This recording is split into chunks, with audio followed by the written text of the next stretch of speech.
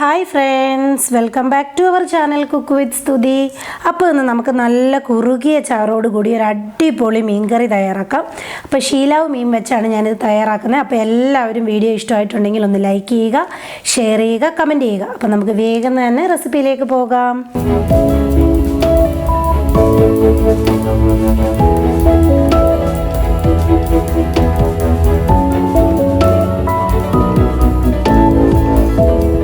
നമുക്ക് മീൻകറി തയ്യാറാക്കാനായിട്ട് തുടങ്ങാം. അതിനുവേണ്ടി ഞാനിവിടെ ഒരു മൺചട്ടിയാണ് എടുത്തിരിക്കുന്നത്. ഇതിലേക്ക് ഞാനൊരു 2 ടേബിൾ സ്പൂണോളം ഉള്ള വെളിച്ചെണ്ണ ഒന്ന് ആഡ് ചെയ്ത് കൊടുക്കുകയാണേ.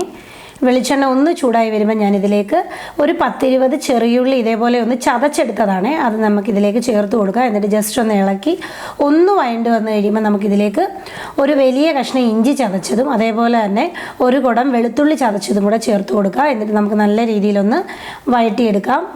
ഇതേപോലെ ഒന്നായി കഴിയുമ്പോൾ ഞാനിതിലേക്ക് ഒരു 2 പച്ചമുളക് നെടുകെ കീറിയതും കുറച്ച് കറിവേപ്പിലയും കൂടെ ഇട്ട് കൊടുക്കുവാണ്. എന്നിട്ട് നമുക്ക് വീണ്ടും നല്ല രീതിയിൽ ഇതെല്ലാം കൂടെ ഒന്ന് വഴറ്റിയെടുക്കാം. വഴറ്റി ഒരുപാട് മൂത്തൊന്നും പോകണ്ട, നല്ല രീതിയിലെല്ലാം ഒന്ന് വഴണ്ട് വരണം, അത്രയേ ഉള്ളേ.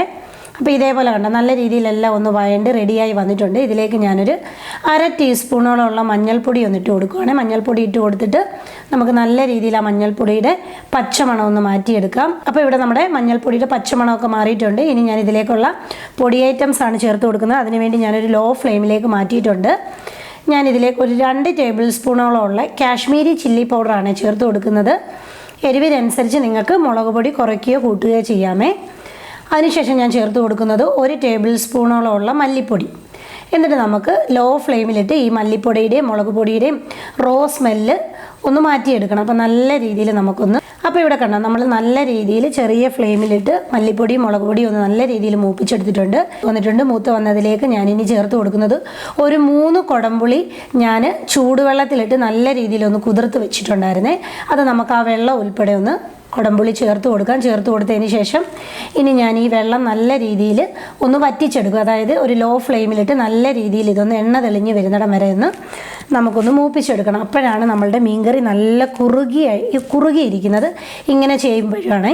അപ്പോൾ ഇവിടെ കണ്ടോ, നമ്മുടെ കുടംപുളി ഇട്ട് കൊടുത്ത വെള്ളം ഒഴിച്ച് നല്ല രീതിയിൽ കണ്ടോ എണ്ണ തെളിഞ്ഞ് വരുന്നിടം വരെ ഞാനിത് നല്ല രീതിയിലൊന്ന് വഴറ്റി ഇതേപോലെ ഒന്ന് ആക്കിയിട്ടുണ്ട്.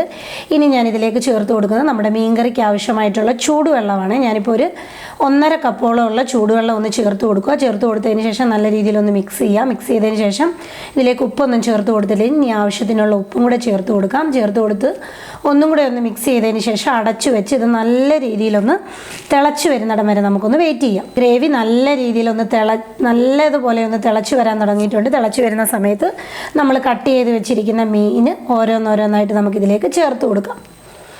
ഇപ്പം ഞാനിവിടെ മീനെല്ലാം ഒന്ന് ചേർത്ത് കൊടുത്തിട്ടുണ്ട്. ചേർത്ത് കൊടുത്തതിന് ശേഷം ഇതേപോലെ സ്പൂണിട്ട് ജസ്റ്റ് നമുക്കെല്ലാം കൂടെ ഒന്ന് മിക്സ് ചെയ്യാം. മിക്സ് ചെയ്തതിന് ശേഷം നമുക്കിനി ഇത് അടച്ച് വെച്ച് ഒരു മീഡിയം ടു ഹൈ ഫ്ലെയിമിൽ വെച്ച് നല്ല രീതിയിലൊന്ന് കുക്ക് ചെയ്തെടുക്കാം.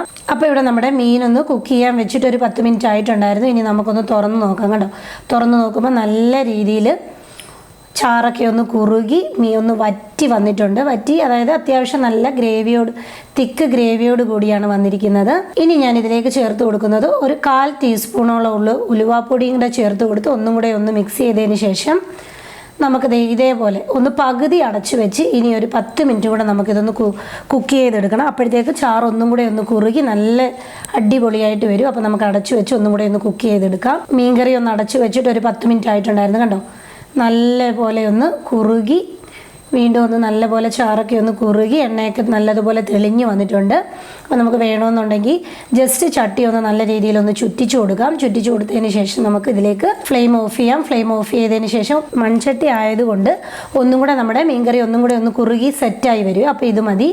ഈ ടൈമിൽ ഞാൻ ഫ്ലെയിം ഓഫ് ചെയ്തു. ഫ്ലെയിം ഓഫ് ചെയ്തതിന് ശേഷം ലാസ്റ്റായിട്ട് ഇതിലേക്ക് 1 ടേബിൾ സ്പൂണോളം ഉള്ള വെളിച്ചെണ്ണയും അതേപോലെ തന്നെ 2 ഇതൾ കറിവേപ്പിലയും കൂടെ ഒന്ന് ഇട്ട് കൊടുക്കുക. ഇട്ട് കൊടുത്തതിന് ശേഷം അടച്ച് വെച്ച് 1 മണിക്കൂറൊക്കെ കഴിയുമ്പോൾ നമ്മൾ തുറന്ന് നോക്കിയാൽ നല്ല അടിപൊളി കുറുകിയ ചാറോട് കൂടിയുള്ള മീൻകറി റെഡിയാവും.